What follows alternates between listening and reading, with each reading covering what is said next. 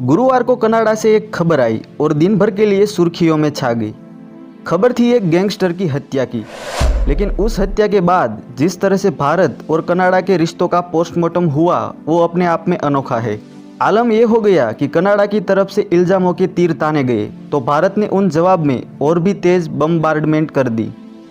आरोपों की झड़ी इधर से भी थी और उधर से भी, लेकिन इसी बीच कनाडा के विनिपेग में हुए सुखदुल सिंह उर्फ सुखिया के मर्डर के बाद ये बात जरूर सामने आ गई है कि सिर्फ हिंदुस्तान के पंजाब में ही नहीं बल्कि पंजाब से हजारों किलोमीटर दूर 7 समंदर पार कनाडा में भी वही गैंग वॉर चल रहा है जिसके निशान पंजाब में देखे जा रहे हैं।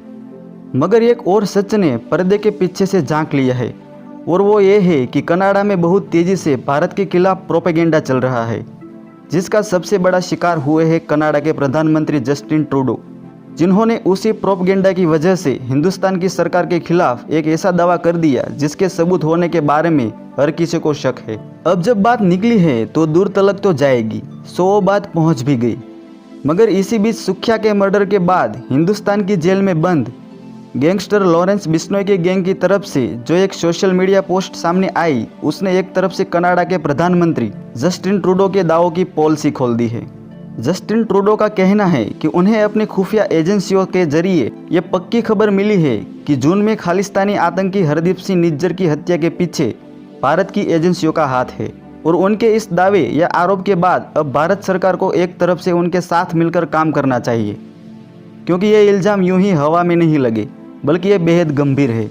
लेकिन लॉरेंस की पोस्ट कुछ और ही कहानी सुना रही है, लेकिन साथ ही साथ ये जरूर साफ कर देती है कि कनाडा में भी भारत जैसा ही हाल है और गैंग वॉर वहाँ चरम पर है। दरअसल 18 जून 2023 की रात 8:30 बजे खालिस्तान टाइगर फोर्स के कमांडर करीब 3 महीने पहले कनाडा के सर्रे शहर में गुरुद्वारे के बाहर बाइक पर 2 लोग आए और खालिस्तानी आतंकी हरदीप सिंह निज्जर को गोली मारकर फरार हो गए। इस हत्या को लेकर कनाडा में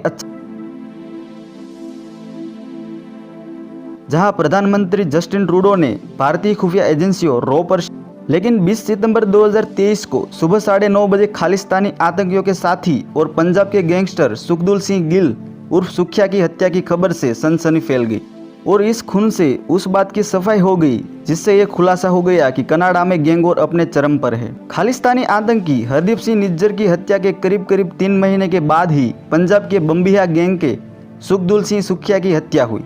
उसे कॉर्नर हाउस के फ्लैट नंबर 203 में घुसकर 15 गोलियों से छलनी कर दिया गया। सुखिया के सिर पर 9 गोलियां मारी गई। उसे ढेर होने में सेकंड्स भी नहीं लगे। अब आते हैं सोशल मीडिया की उस पोस्ट पर जो लॉरेंस गैंग की तरफ से पोस्ट की गई थी। अंग्रेजी के अक्षरों के साथ पंजाबी में लिखे उस पोस्ट का लब्बो लुआब यही था कि सुखिया की हत्या के पीछे केवल और केवल एक ही कारण है और वो है बदला। लॉरेंस बिश्नोई गैंग की तरफ से की गई पोस्ट कुछ इस तरह से थी। हाँ जी, सत श्री अकाल, राम राम सारे यानू। ये सुखिया दुन्ने के जो बम्बिया ग्रुप का इंचार्ज बना फिरता था उसका मर्डर हुआ है। कनाडा के विनिपेग सिटी में उसकी जिम्मेदारी लॉरेंस बिश्नोई ग्रुप लेता है। इस हेरोइन एडिक्टेड नशेड़ी ने सिर्फ अपने नशे को पूरा करने के लिए पैसों के लिए बहुत घर उजाड़े थे। हमारे भाई गुरुलाल बराड़ विक्की मिट्टू खेड़ा के मर्डर में इसने बाहर बैठकर सब कुछ किया था।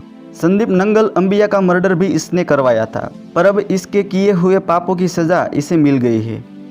बस एक ही बात कहनी है, जो दुक्किया तिक्किया अभी रह गई है। जहां मर्जी भाग लो, दुनिया में किसी भी देश में चले जाओ, ये न सोचो हमारे साथ दुश्मनी लेकर बच जाओगे। टाइम जरूर कम ज़्यादा लग सकता है, लेकिन एक एक को अपने किए कामों की सज़ा मिलेगी। ये बात किसी से भी छुपी नहीं है कि लॉरेंस बिश्नोई और गोल्डी बराड़ एक ही सिक्के के 2 पहलू है। लॉरेंस भारत के पंजाब और उसके आसपास के इलाकों में अपना गैंग ऑपरेट करता है, जबकि गोल्डी बराड़ कनाडा में बैठकर कनाडा से लेकर भारत तक अपना नेटवर्क चला रहा है।